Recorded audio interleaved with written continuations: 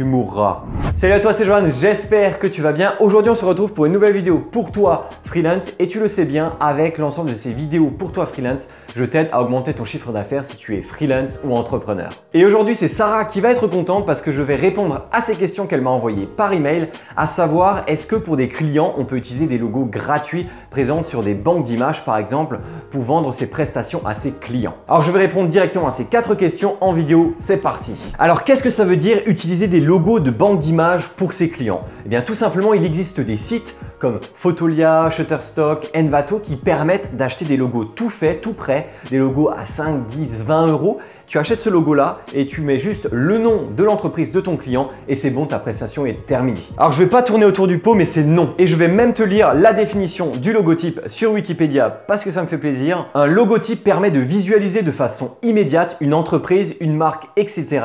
en se différenciant des autres entités du même secteur. Les logos sont des modèles déposés dont la reproduction sans autorisation est punissable comme contrefaçon. Quand ils disent visualiser de manière immédiate, c'est possible. Par contre, se différencier des autres entités, non. Prendre des logos sur des banques d'images, quel est le risque? Eh bien tout simplement que des milliers d'autres entrepreneurs partout dans le monde aient déjà utilisé le même logo que tu vas utiliser. Et qu'est-ce que ça veut dire? Tu ne pourras pas te différencier de la concurrence et tu ne seras pas unique. Alors déjà qu'avec les tendances de création de logos, il peut y avoir énormément de créations qui peuvent se ressembler. Alors si en plus tu achètes une création qui existe déjà sur un site que tu peux acheter à 5-10 euros, eh bien tu peux bien imaginer que des milliers d'entrepreneurs dans le monde peuvent avoir exactement le même logo. Et du coup, l'aspect unique, différencié et l'aspect créatif est totalement balancé aux oubliettes. Et en plus de ça, si tu me suis depuis un petit moment, tu sais très bien que le plus important, ce n'est pas le logotype, mais l'identité graphique. Pour ça, je te renvoie tout simplement vers ma vidéo sur la création d'identité graphique. En revanche, ce que tu peux toujours faire, c'est t'inspirer de ces logos. Ça veut dire que tu ne vas pas les acheter, tu ne vas pas les réutiliser directement pour le business d'un de tes clients, mais tu vas t'inspirer peut-être de tel ou tel logo qui existe déjà dans des banques d'images pour le réadapter, pour imaginer une création qui pourrait avoir certaines ressemblances ou certains traits comme ça dont tu t'es inspiré, mais pas le réutiliser tel quel. Parce que qu'on se le dise, on n'est pas là pour faire des logos à 100 euros. Tu le sais très bien avec ma chronique pour toi freelance, je suis là pour t'aider à augmenter ton chiffre d'affaires et vivre du freelancing ou de l'entrepreneuriat à moyen et long terme. Et ce n'est pas en faisant des logos ou ces prestations-là à des prix aussi dérisoires que tu arriveras à vivre ta vie d'indépendant et de freelance. Ça me désespère d'ailleurs un peu quand je vois toutes ces publications Facebook où des fois tu as des gens qui sortent oui pour moins de 100 euros est-ce que quelqu'un peut me faire un logo, ou bien oui écoutez je fais un sondage, si vous voulez créer un logo en ligne vous payeriez plutôt 20 euros, 30 euros, 40 euros. Mais comment est-ce que tu peux vivre avec ça? À un moment donné en fait je trouve que c'est insultant à la fois pour le graphiste et le client. Le graphiste lui il ne peut pas vivre de ça parce que même si demain ok tu vends des logos à 30-40 euros, tu m'excuseras mais 30-40 euros, le temps de faire le brief, de discuter avec le client, le budget il est déjà dépassé, ok? Premièrement, et deuxièmement pour le client, je trouve que c'est totalement ridicule parce que le client ça veut dire qu'il n'est même pas prêt à investir 50 euros dans son logo, dans son identité graphique qui est extrêmement importante pour son business. Donc ça veut dire que derrière son business, je ne sais pas s'il va valoir grand chose.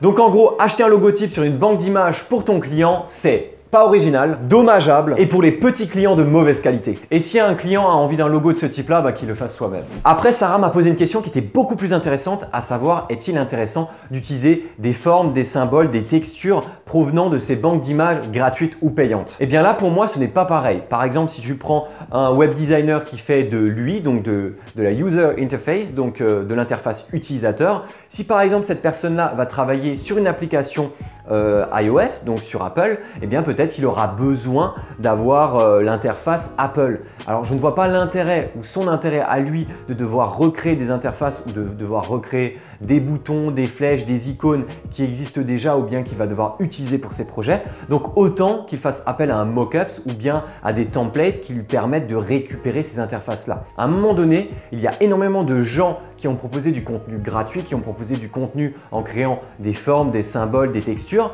Eh bien, si jamais tu en as besoin pour un de tes projets et que c'est intéressant pour ton prestataire, eh bien, autant y aller, autant prendre des formes, des symboles, des objets, des textures parce que finalement, c'est quelque chose de relativement neutre. Alors après, si tu veux faire de la création pure, ok, la création pure, il faut faire tout de A à Z. Par exemple, si tu fais une identité graphique et que tu as la possibilité de créer tes propres icônes, fais-le.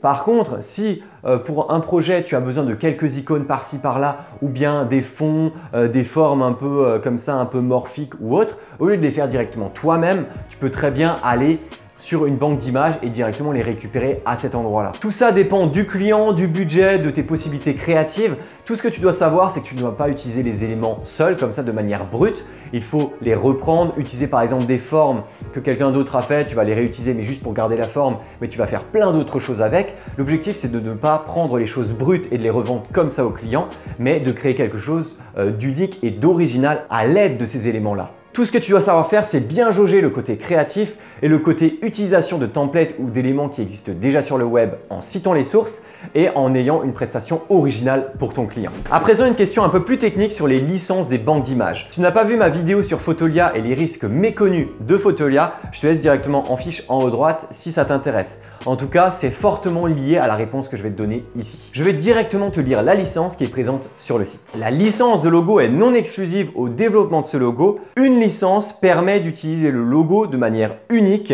jusqu'au produit final. La création finale pourra ensuite être réutilisée de manière multiple et illimitée. Et bien en lisant ça, tout simplement, ça me gave. En gros, ce que dit la licence, c'est que n'importe qui peut acheter le logo, l'utiliser et en faire un logo original. Alors moi, je te donne deux conseils. C'est soit tu customises le logo et du coup, ça ne ressemble pas du tout à ça et tu n'as pas besoin d'acheter, soit tu changes de client, tout simplement. Et si je te dis ça, c'est que tout simplement, dans cette quatrième partie, je vais te montrer le top 10 de pourquoi tu ne dois pas utiliser ça pour tes clients. 1. Tu défonces la créativité. 2. Tu défonces le design. 3. Tu défonces tes collègues niveau tarif. 4. Tu défonces tes collègues parce que la norme va devenir des logos de basse qualité à bas prix. 5. Tu donnes toujours raison au client qui veut toujours du moins cher. 6. Tu défonces le business de ton client parce qu'avec une mauvaise identité, il fera moins de chiffre d'affaires. 7.